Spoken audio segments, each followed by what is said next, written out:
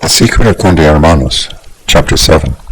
Because Paloma Cordero was in no hurry to sell her uncle's house after his sudden demise, she had asked Gwen to stay on indefinitely as a caretaker for the property.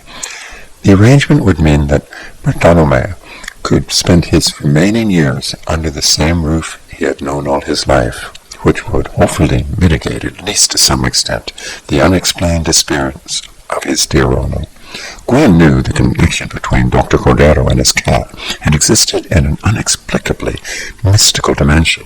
Bartholomew pointed out divine messages to the doctor that might otherwise have gone unnoticed, but he did it in a simple, quintessential fashion that required sensitivity on Dr. Cordero's part.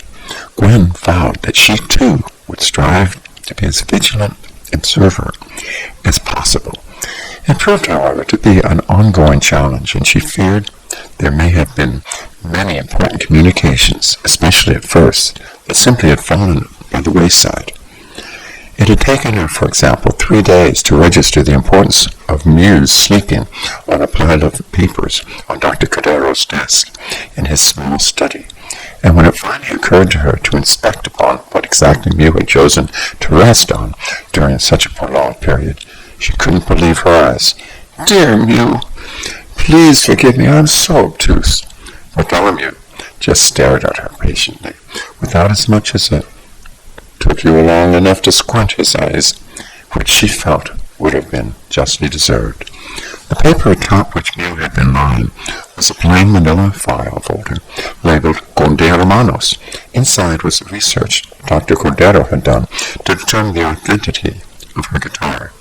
It was all downloaded information, but across the top of one page, scrawled in the doctor's ornate, feminine-like handwriting, was the name Helena Easterday, along with a phone number. Helena had been a person to whom Gwen owed a large debt of gratitude, for it was she who, upon hearing Dr. Cordero's rendition of the history of Gwen's acquisition and subsequent loss of a beloved Conde Hermanos, had seen fit to give her the one she had been trying to sell. As Dr. Cordero had insisted upon acting on her behalf in the transaction, she had never met Helena. Helena could be notified of Carlos' passing. She looked at Bartholomew for some hint of confirmation that she had arrived at the correct conclusion. When Bartholomew responded with a small, polite sneeze, she took that to be yes. "I'm deeply saddened," Helena said, to the tentative voice of Gwen on the telephone receiver. "As you are probably aware, Dr. Cordero made a deep impression on me, as did the circumstances under which you found your white kitten on the beach. I had a strangely parallel experience with the birth of my child, and the doctor was one of the few people with whom I could discuss it. He seemed to really understand the complexity of it." Gwen sighed with relief, sensing immediately that she had contacted a kindred spirit. "We should have tea," she found herself saying, without any forethought. "We should," Helena promptly agreed. And so, tea was poured early the following week at Helena's Venice bungalow, and from a charming teapot in an unusual shape of a white porcelain cat. "It's ginger," Helena announced. "Excellent," Gwen rejoiced. "It settles the stomach, you know. My stomach's been a bit queasy since our last conversation." It was unsettling news, Helen confessed while adding honey to her tea. After a sip of the spicy brew, Gwen spoke earnestly. "That was my first reaction too, I must admit.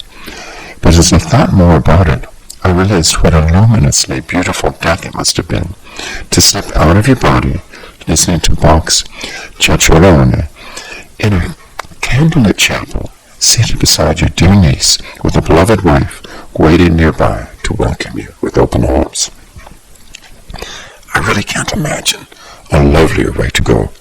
He even knew Bartholomew would be well provided for." "Bartholomew?" "But Dr. Cordero's cat. It was Bartholomew's prompting that I called you, actually," Gwen explained. Helena gave her a quizzical look, and Gwen continued. Poor Mew slept on your phone number for 3 days before I caught on. You see, he used to convey communications to Dr. Cordero from his deceased wife, and now he conveys them to me, presumably from Dr. Cordero.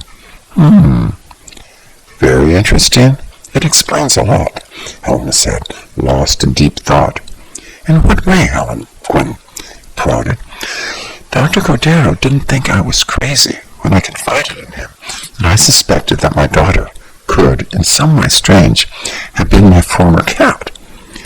He went so far as to say that we've all been in a single animal form in former lives.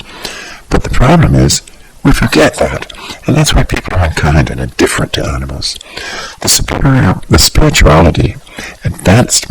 spiritually advanced member, and all, therefore, always be kind, he said, but spiritual grants the like Buddha. Remember their every animal incarnation in great detail, and so extend unconditional compassion to all. He said the Buddha even remembered that when he had been a young married man named Siddhartha, he and his wife had been tigers together. That's fascinating, Gwen marveled, taking a last sip of her ginger tea. Dr. Cordero and Blanquita must surely have been hawks. Why hawks? Helena queried with a mild smile. The answer to that question. You must come and visit me, said Gwen mysteriously. And do bring Blaze. By the way, where is she? Oh, Lysander's taken her to a follow-up appointment with a pediatrician. She's recovering from a mild case of pinworms, Helen explained matter-of-factly. Pinworms? Gwen exclaimed incredulously. Is that normal? Oh, it's not all that uncommon in children, Helena smiled mischievously. But, like I said, she's a very cat-like child. Sitting in the porch rocker, Dr. Cordero's veranda, overlooking the bluffs and nibbling sardine finger sandwiches, which Gwen had prepared for the occasion, she and Helena met for the second time later that same week. Helena's pediatrician had advised against exposing animals to Blaze during her pinwing recovery, so she had been left at home with Lysander, and Helena felt free to indulge in a small glass of sangre de toro that Gwen had offered. Tinto, as Dr. Cordero called it, was his favorite accompaniment to sardine sandwiches, Helen explained. He said, now, his parents often fondly remembered being packed off to school in the morning, fortified with a small glass of tinto, along with a breakfast of pan dulce. It was considered a health precaution in those days. I suppose it's a reflection of the more innocent bygone era, Helen surmised. Bartholomew and Blaze were meanwhile partaking of their own customary helping of sardines, when the sight of Gwen had been hoping to come into view. A red-tailed hawk glided low across the dry coastline shrub in search, no doubt, of a cottontail rabbit, whose kind scampered throughout the bluffs in profusion. There! Gwen nudged Helen and pointed to the great-billed raptor.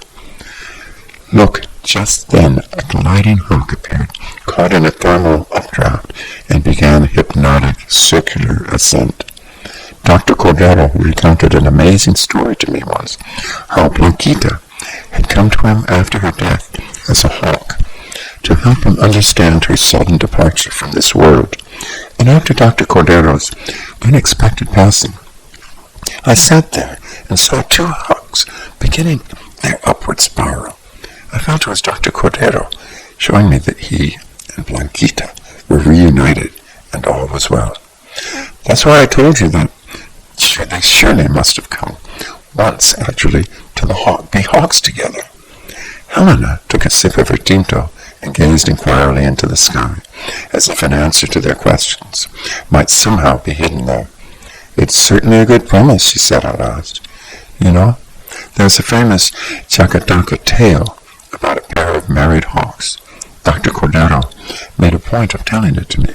Apparently, once they were Buddha's spirit dwelt in a lion, he saved the hawks, unpledged children, and flew from the hunters and remained their steadfast friend his whole life. He told me that story too, Gwen remembered adding. He said it was a great favorite of Blanquita. It was at this point that Bartholomew flew into Helena's lap and offered his upturned chin for scratching, which afforded her a close look into the gold medal that he wore attached to his collar. "What a beautiful medal you're wearing, Mew," she cooed at the cat, and then to Gwen, "It's engraved." "Yes," Gwen explained. "It says, 'I am with you always.'" Those were Blanquita's last words to Dr. Cordero, so after her death, he had it engraved on a gold medallion and always wore it. But just before he left for Carmel, he took it off and put it on Bartholomew. He didn't say why, but now I'm beginning to wonder if he knew it at all. "Knew what?" Helena asked offensively. "That he wasn't going back," murmured Gwen. Helena took a deep breath. "So, is that what you wanted us to realize, Mew? That is why you brought us together in the first place?" And as if in answer to her question, Bartholomew leapt onto the ground to join Blaise and commenced their after-lunch grooming ritual, but not after sneezing, one small, very polite sneeze. After their initial meeting, Gwen and Helena met not infrequently on Dr. Cordero's veranda for sardine sandwiches. Blaise was brought when fully recovered from pinworms and enjoyed immensely the company of Bartholomew and the playful little kitten who shared her name. Gwen was even known to bring out Conde Hermanos and serenade them with nothing so ambitious as Cioccolone, but instead the minuet in G, taken from Anna Magdalena's notebook, a compilation of Bach gave to his second wife of a favorite family music, because the present company was, after all, as closely knit as the family themselves.